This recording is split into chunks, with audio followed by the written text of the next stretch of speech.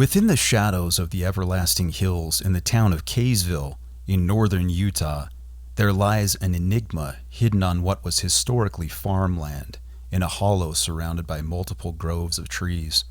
Trails dot and crisscross the area, signs of adventurers from days and nights gone by who have sought out this haunted object. It's only really accessible at this point by trespassing through the yards of surrounding houses, as the area has filled in densely with residences in recent years. It's an area filled with large homes, mostly upper middle class. The object has several different origin stories, few of which are completely substantiated, and most of which are urban legend and folklore, which adds to the allure. Going near it, even in the daytime, can bring a feeling of dread that is hard to quell or put a finger on. This is Saints and Sinners, True Crime and the History of the West, the mysterious appearance of Kay's Cross.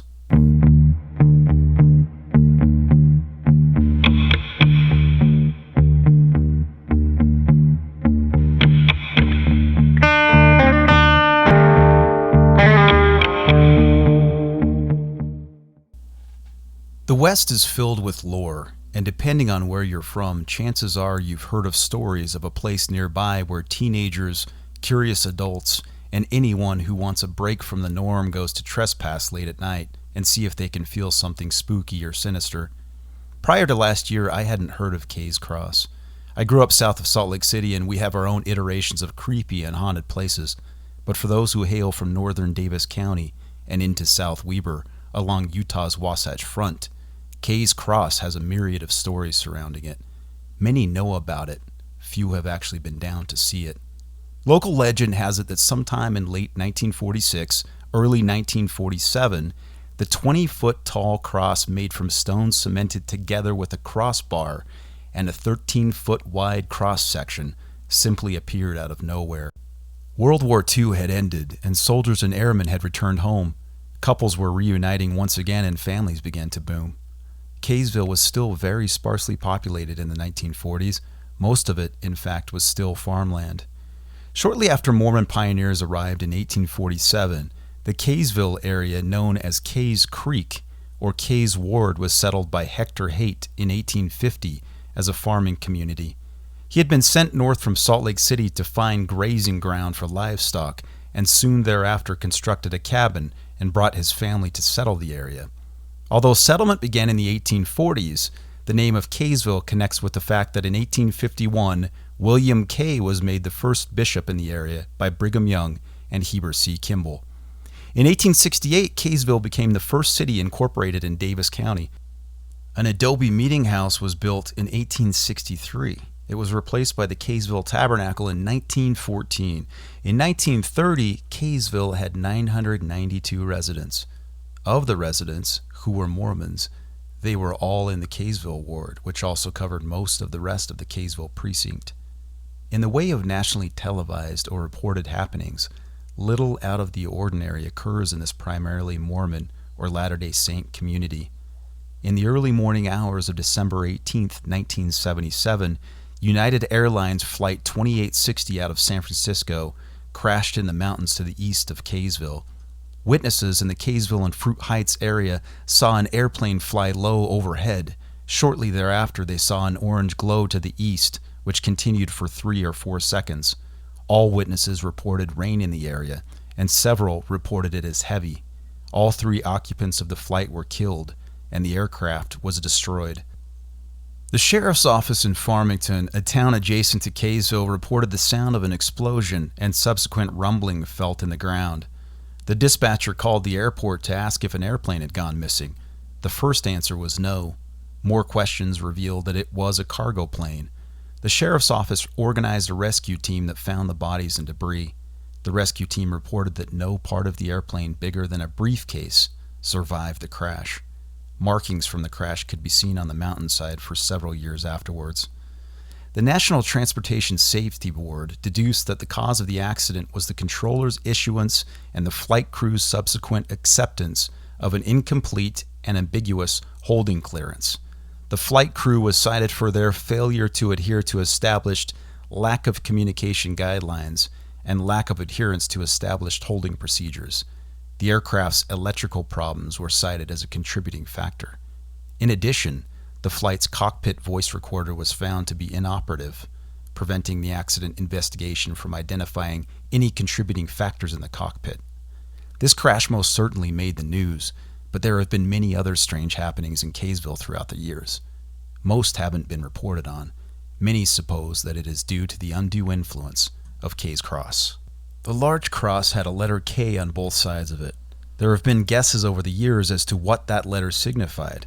The easy guess is that it stands for Kaysville, but the real answer is likely more complicated. The real history of K's Cross likely involves polygamists and a religious cult.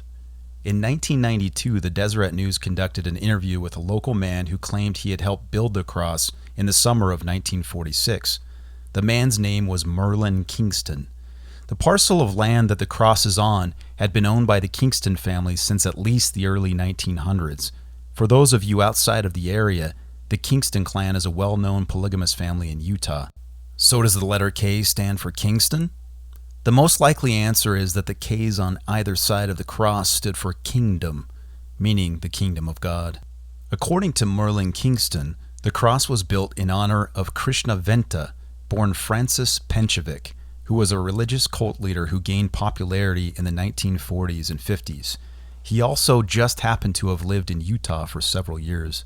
He became acquainted with one of Merlin Kingston's brothers while he was serving with him in the military. Venta was born in San Francisco in 1911. By the time he was 30, he had a long record of arrests for petty crimes. In fact, his early life mirrored very closely the life of Charles Manson before the Manson family was formed in California in the 1960s. One of the crimes Venta committed was sending a letter that was perceived as threatening to Franklin Delano Roosevelt, the President of the United States. By 1941, he was well on his way to becoming a cult leader. That year, Venta, his first wife, and their 2 children took a trip to Alaska. On the passenger manifest, his occupation was listed as MD. Another record lists his occupation as that of a writer. By 1944, he was divorced from his first wife, most likely because he had been caught having an affair with his secretary, who he married almost immediately after his divorce was finalized. He was living in Salt Lake City following his second marriage and enlisted in the Army at Fort Douglas as a conscientious objector in 1945. He was assigned to the Army Medical Corps and traveled a bit. However, that didn't last long as he was back in Salt Lake City by 1946. By now, he was using the name Krishna Venta and was making money as a traveling lecture hall minister. Following his lectures, which were free, he would offer private classes for $50 per person, a sizable chunk of change now and even more so in the 1940s. A poster from one of his events held in Ogden, Utah's Ben Lomond Hotel asks, "Do you want wisdom? The future of mankind, the powers of mental telepathy, be prepared for tomorrow, the conquering power of thought, how to gain health, wealth, and happiness, the great secrets of India, world predictions, atomic powers, etc." According to Merlin Kingston's 1992 interview, he and his brother invited Venta to hold outdoor lectures on their property in Kays Hollow in the spring and summer of 1946.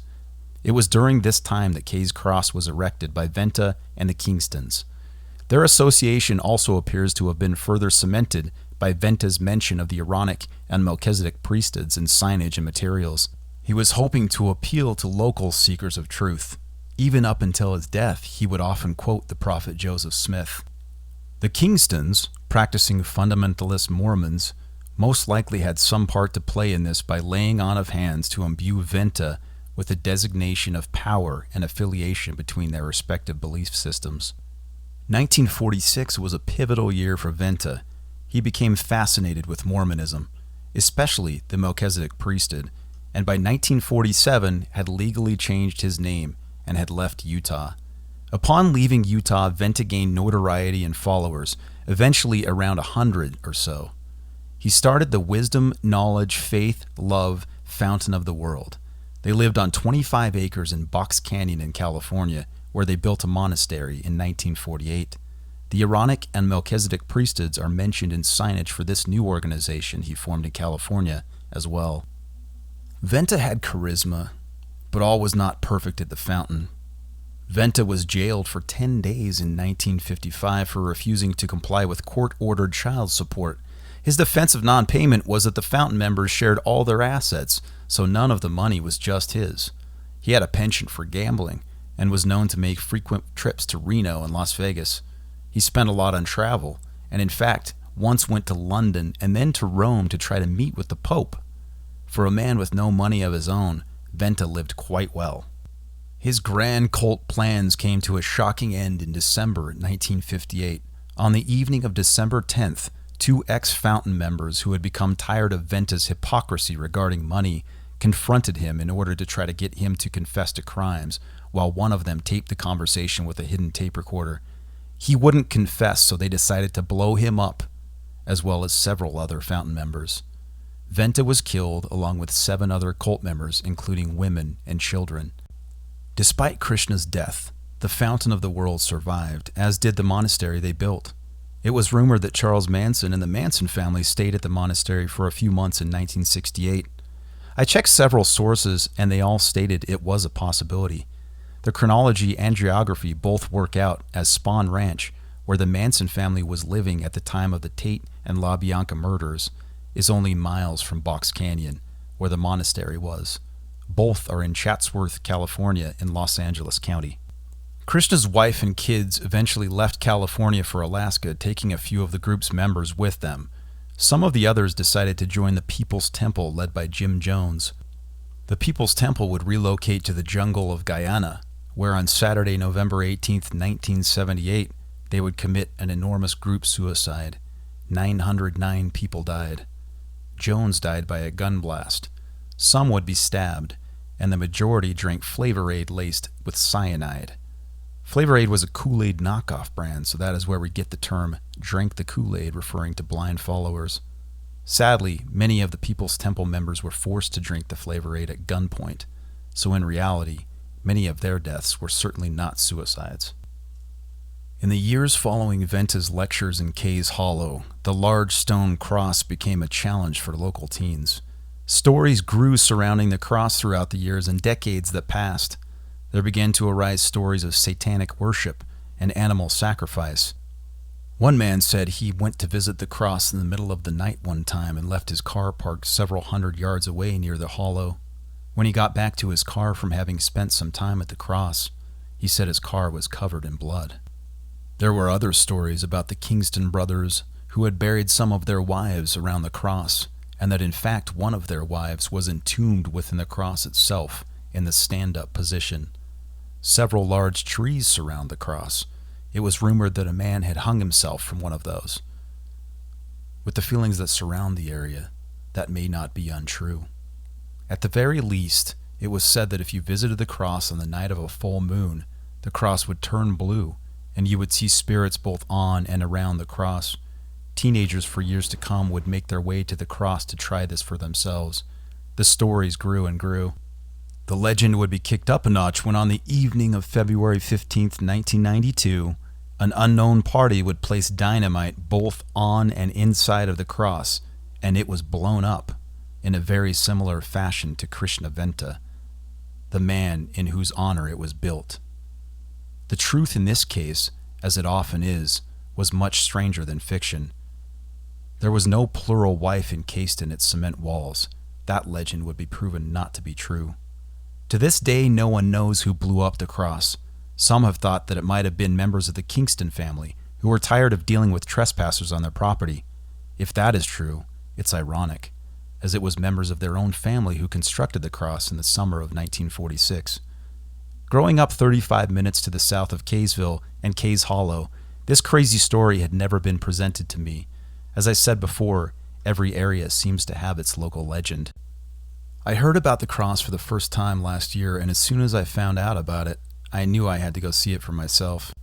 Even though it was blown up in 1992 and several pieces of the cross are no longer there in the hollow, a good portion of the 13-foot cross section, and even part of one of the large letter Ks that adorn both sides of the cross, is still there. In early November of last year, I hiked on Antelope Island with a date named Sarah, and I told her about the cross. She knew she had to see it as well. We began a Google search for the cross's exact location and drove to Kaysville that night. It was raining that day and a fitting time of year to see the cross for the first time. Halloween had just passed, but there was still that feeling in the air of adrenaline and excitement regarding a potentially haunted place. Kays Hollow is very near the Kaysville Cemetery. It's also near a school and is surrounded by rows of houses and a farm, likely the farm of a modern-day member of the Kingston family. Our search online had shown us that there could be one potential access point through a farm to the west of the hollow. We drove slowly down a long dirt road. Before we knew it, we were passing old tractors and farm equipment. It was very dark. A moment later, a man walked up to us and knocked on the driver's side window. I rolled down the window and he asked, "What are you doing?" We admitted we didn't know if we were on private property or not, but we would gladly leave if this was his land. We left, but were determined to find another way to the remnants of the cross. There's a school nearby with a tall chain-link fence and barbed wire at the top of it. We pulled up to the fence and decided there had to be a better way. We didn't want to blatantly walk through someone's backyard to get to the hollow, but we were nearly antsy enough to see the cross that we would have done just about anything at that point. We found a dead-end street with a small fence at the end of it, small enough to climb. Romance could have potentially been in the air, but it was hard to think of romance when we knew Kay's Cross loomed in the distance. We made our way to the other side of the fence. We knew we were close. We walked behind the back fences of several large homes. Families were having dinner together. Some were watching TV. We continued on. Our flashlight darkened so as not to be seen. In the hollow there are several dirt paths, and we would descend down one path and crisscross to another. It would not have been difficult to get lost. Something led us to the cross. A tangible thick fog, a presence. We climbed down one final steep, muddy, rain-drenched trail. We nearly both slipped and fell. I turned our flashlight on and tilted it up, and there it was, the large cross-section of Kay's Cross. Large rocks of lime green, brown, and tan encased in cement. A huge metal support bar that was once inside the cross was now exposed and jagged, sticking out from the cross. We shined the light around, and there were several circles of rocks in about a 100-foot radius near the cross, likely where fires had been lit, possibly by devil worshippers, or at the very least by vaping teenagers. I have audio from that night. My mind nearly drew a blank as I was overtaken by the feeling of that place. Even my use of adjectives was relegated almost exclusively to the word creepy. Very few other words came to mind in that moment. The mood of the cross had overtaken me. Forgive the sniffling. It was early November in the rain. Listen as we explore the cross. This is Kay's Cross, creepiest cross on the planet. See, it's pretty creepy. Like, you can tell pieces that are kind of missing. What's that? Like the black cloak.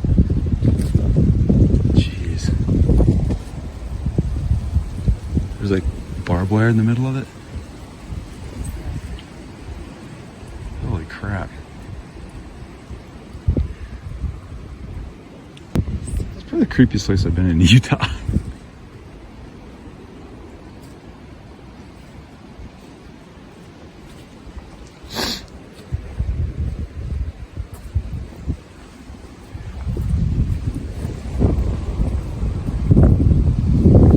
Such a weird place to put it.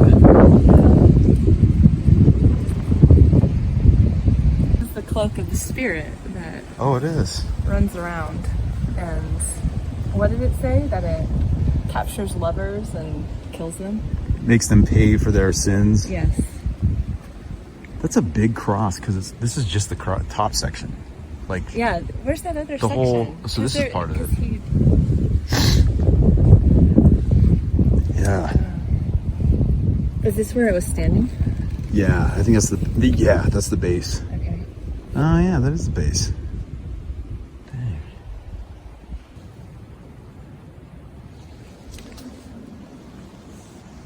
So yeah, he had that bar that was holding it up. Oh, the bar. Partially. Okay. I think they used that to kind of cement to it. Okay. Isn't it creepy with the different rocks they use and stuff? It is super creepy. It's so weird. Okay, this is definitely my new favorite spot. As we drove back towards Salt Lake City that night, neither of us could believe what we had seen and felt in Kay's Hollow. We drove to the old mill in Cottonwood Heights, an old paper mill constructed in the 1880s with a slew of stories of its own. Weeks went by. I continued to research the cross, still amazed by its very existence. About 3 weeks later, I was leaving Salt Lake County, headed north with my friend Derek. We had plans to do some exploring and hiking that day in northern Utah. We were headed to Promontory Point, the place in Utah where the first transcontinental railroad in the United States was officially completed on May 10th, 1869. Derek is a railroad and train enthusiast, an expert in fact. I told Derek about the cross. Without hesitation, he wanted to see it as well. We pulled off in Kaysville and headed for the hollow. This time in the light of day, we parked and walked down that same dead-end street and crossed the same small fence. The visibility and color in the light of day cast different shadows on the experience. I have audio from that day as well. If you listen closely, you can hear a plane flying overhead. I couldn't help but think of United Flight 2860 that crashed just miles from there on that fateful early morning of December 18th, 1977. It crossed my mind that maybe the spirits of those who died on that flight lingered in the area, maybe even down in the hollow. Maybe the power of the cross attracted them as well. Give it a listen. Jeez. That's really creepy. That's weird. It's an actual animal, isn't it? It has to be. Yeah. Looks like it's been taxidermied. Jeez. See, like, this seriously was like pretty wide open when they first put it down here.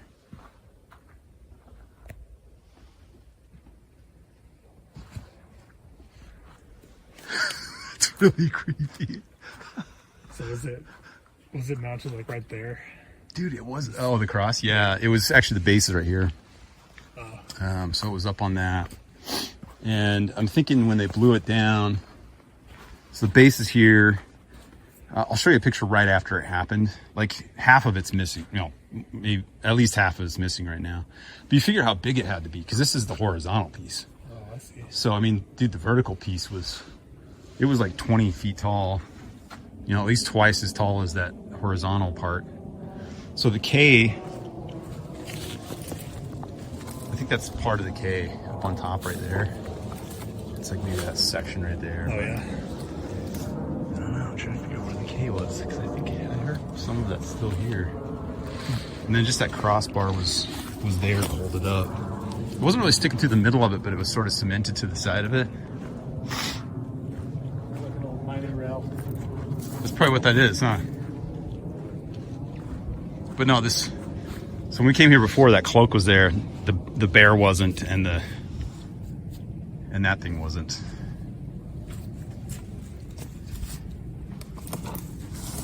Dude, that's crazy. I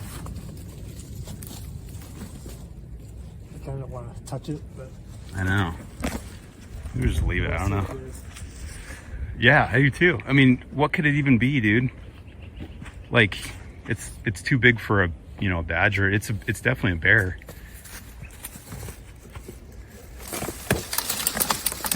Okay. Yeah. Dude, it's got its. Jeez. It's a pretty random thing to bring down here. That's really creepy. Jeez, the thing about that is it's like, for somebody to put that there, that's more than just a joke. It seems like it's somebody that legitimately believes in something. Yeah. There's a story behind that cloak. This time on a Saturday in late November, we could see that there were other objects in the hollow that I'm certain carry their own legends. Rumors are that there is a well in the hollow that had served for a location of concealment for the murdered wives of the Kingston men. They were said to have disposed of some bodies there. We never found the well. We did find, however, a bear carcass that had been placed on top of the cross. It appeared to have been a small black bear, but it also appeared that a taxidermist had bleached the bear white. There was a cloak draped over the cross as well. There were several packages of flannel wrapped in sticks. It reminded me of the Blair Witch Project, but this time it was real, our own personal found footage experience. There was a large arch in the hollow with a clown face on it. We walked through the arch. We stood on the cross. We moved the bear carcass. Will any of these acts bring curses upon us? That might not be too much of a stretch. After all, Krishnaventa was blown up by dynamite over 1,000 miles away from the cross. Decades before, he had passed through the hollow, and he likely thought he would be fine as well. The cross was destroyed by dynamite, but still remains, and its legend has only grown stronger with time. A reminder of the hollow in Kaysville, where the paranormal meets the physical world and leaves in its wake terror, worry, bewilderment, and wonder. I'm Chad Mortensen. Thank you for listening to Saints and Sinners, True Crime and the History of the West.